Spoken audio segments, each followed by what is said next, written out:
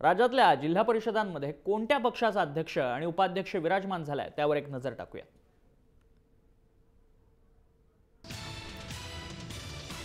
जळगावच्या जिल्हा परिषदेच्या अध्यक्ष आणि उपाध्यक्षपदी भाजपच्या उमेदवारांची निवड झाली आहे। अध्यक्षपदी उज्ज्वला मच्छिंद्र पाटील तर उपाध्यक्षपदी नंदकिशोर महाजन यांची निवड झाली आहे। जळगावात 67 पैकी सर्वाधिक 33 जागा मिळून भाजप नंबर 1 चा पक्ष ठरलाय।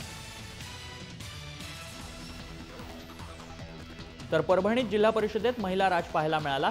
या ठिकाणी राष्ट्रवादीचे अध्यक्ष आणि उपाध्यक्षांची निवड झाली आहे। अध्यक्षपदी उज्ज्वला राठोड यांची तर उपाध्यक्षपदी भावनाताई नखाते यांची बिनविरोध निवड झाली। परभणीत जिल्हा परिषद निवडणुकीत 54 पैकी 24 जागा जिंकत राष्ट्रवादी काँग्रेस सर्वात मोठा पक्ष म्हणून निवडून आलाय। उस्मानाबाद जिल्हा परिषदेत काँग्रेसची सत्ता संपुष्टात येऊन राष्ट्रवादीचंच वर्चस्व दिसून आलंय। अध्यक्षपदी वामनराव पाटील तर उपाध्यक्षपदी अर्चना पाटील यांची निवड झाली आहे। मतदानावेळी भाजपचे 4 आणि शिवसेनेचे 2 असे 6 सदस्य गैरहजर राहिल्यानं 55 सदस्यांपैकी 49 सदस्यांनी प्रत्यक्ष सहभाग नोंदवला। हिंगोलीत जिल्हा परिषदेत अध्यक्षपदी शिवसेनेच्या शिवराणी नरवाडे तर उपाध्यक्षपदी राष्ट्रवादीचे अनिल पतंगे यांची निवड झाली आहे। हिंगोली जिल्हा परिषदेत 52 सदस्यांपैकी शिवसेनेचे सर्वाधिक 15 सदस्य आहेत। भाजपला सत्तेपासून दूर ठेवण्यासाठी काँग्रेस आणि राष्ट्रवादी काँग्रेसनं शिवसेनेला साथ दिली आहे। तर अमरावती जिल्हा परिषदेच्या अध्यक्षपदी काँग्रेसचे नितीन गोंडे यांची निवड झाली आहे। त्यांना 32 मतं मिळाली। गोंडांनी भाजपच्या शरद मोहोड यांचा पराभव केला। मोहोड यांना 26 मतं मिळाली।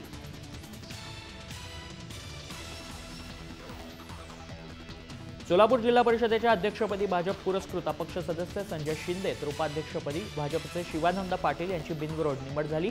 जिल्हा परिषदेत क्रमांक 1 चा पक्ष असून देखील राष्ट्रवादी काँग्रेसनं अचानक माघार घेतली, त्यामुळे पुरेसं संख्याबळ नसतानाही भाजपला सत्ता स्थापन करण्यात यश मिळालंय। राष्ट्रवादीचे 23, भाजप 14, काँग्रेस 7, सेना 5 तर स्थानिक विकास आघाडी 16 असं संख्याबळ आहे। जिल्हा परिषदेच्या इतिहासात पहिल्यांदाच भाजपचा अध्यक्ष विराजमान झाला।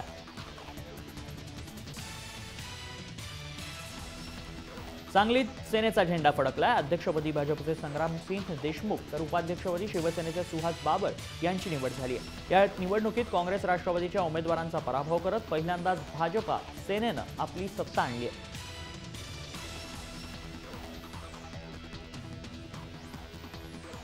यवतमाळ जिल्हा परिषदेच्या अध्यक्षपदी काँग्रेसच्या माधुरी अनिल आडे तर उपाध्यक्षपदी भाजपचे श्याम जयस्वाल यांची निवड झाली।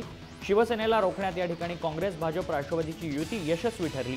जिल्हा परिषदेच्या आवारात भाजप सेना कार्यकर्त्यांनी एकमेकांविरोधात घोषणाबाजी केली आहे।